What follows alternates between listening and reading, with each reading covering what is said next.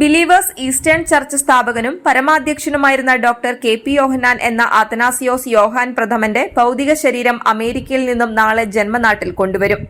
നാളെ ഉച്ചയ്ക്ക് 12-ന് നെടുമ്പാശ്ശേരി അന്താരാഷ്ട്ര വിമാനത്താവളത്തിൽ യോഹാൻ പ്രഥമന്റെ ഭൗതിക ശരീരം ബിലീവേഴ്സ് ഈസ്റ്റേൺ ചർച്ച് വിശ്വാസികൾ ഏറ്റുവാങ്ങി വിലാപയാത്രയായി ജന്മനാടായ നിരണത്തേക്ക് കൊണ്ടുപോകും. Niranam saint Thomas Believers Eastern church ഇടവകയിൽ വൈകിട്ട് 4 മുതൽ 5 വരെ പൊതുദർശനം ഉണ്ടായിരിക്കും. നാളെ വൈകുന്നേരം 7:30-ന് ബിലീവേഴ്സ് ചർച്ച് ആസ്ഥാനത്ത് ഭൗതിക ശരീരം കൊണ്ടുവരും. തുടർന്ന് 8 മുതൽ കബറടക്ക ശുശ്രൂഷയുടെ പ്രാർത്ഥനകൾ ആരംഭിക്കും. തിങ്കളാഴ്ച രാവിലെ 9 മുതൽ ചൊവ്വാഴ്ച രാവിലെ 9 വരെ സഭാ കൺവെൻഷൻ സെന്ററിൽ പൊതുജനങ്ങൾക്ക് അന്തിമോപചാരം അർപ്പിക്കാൻ സൌകര്യമുണ്ട്.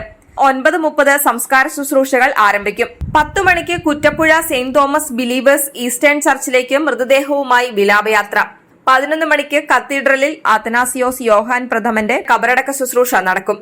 വിവിധ സഭാ മേലധ്യക്ഷരും മന്ത്രിമാരും സാംസ്കാരിക നായകരും അന്തിമോപചാരം അർപ്പിക്കാൻ എത്തും. അത്തനാസിയോസ് യോഹാൻ പ്രഥമന്റെ കബറടക്ക ശുശ്രൂഷയുടെ ആദ്യഘട്ടം അമേരിക്കയിൽ ഡാളസ് വിൽസ് പോയിന്റിലെ saint Peter's Believers Eastern church കത്തീഡ്രലിൽ പൂർത്തിയായിരുന്നു. ഇതിനുശേഷമാണ് ഭൗതിക ശരീരം സംസ്കാര ശുശ്രൂഷകൾക്കായി നാളെ ജന്മനാട്ടിലേക്ക് കൊണ്ടുവരുന്നത്. Believers Church Medical College Hospital അടക്കം അനേകം സംരംഭങ്ങളുടെ സ്ഥാപകനായിരുന്നു അദ്ദേഹം. മെയ് 7-നാണ് ഡോക്ടർ കെ.പി. യോഹന്നാൻ എന്ന പേരിൽ പ്രസിദ്ധനായ അത്തനാസിയോസ് യുഹാൻ പ്രഥമൻ അമേരിക്കയിൽ കാറിടിച്ച് പരിക്കേറ്റ് ആശുപത്രിയിൽ ചികിത്സയിലിരിക്കെ കാലയവനികയ്ക്കുള്ളിൽ മറഞ്ഞത്. പ്രഭാത നടത്തത്തിനിടെയാണ് അദ്ദേഹത്തെ കാറിടിച്ച് പരിക്കേറ്റതും തുടർന്ന് ചികിത്സയിലിരിക്കെ മരണം സംഭവിച്ചതും. അത്തനാസിയോസ് യോഹാൻ പ്രഥമന്റെ മരണത്തിൽ ദുരൂഹത ആരോപിക്കപ്പെട്ടെങ്കിലും ഇതിന് അടിസ്ഥാനമില്ലെന്നാണ് അമേരിക്കയിൽ നിന്നുള്ള റിപ്പോർട്ടുകൾ വ്യക്തമാക്കുന്നത്. ഏറെ വിവാദങ്ങൾ ബാക്കിയാക്കിയാണ് അദ്ദേഹം യാത്രയായത്.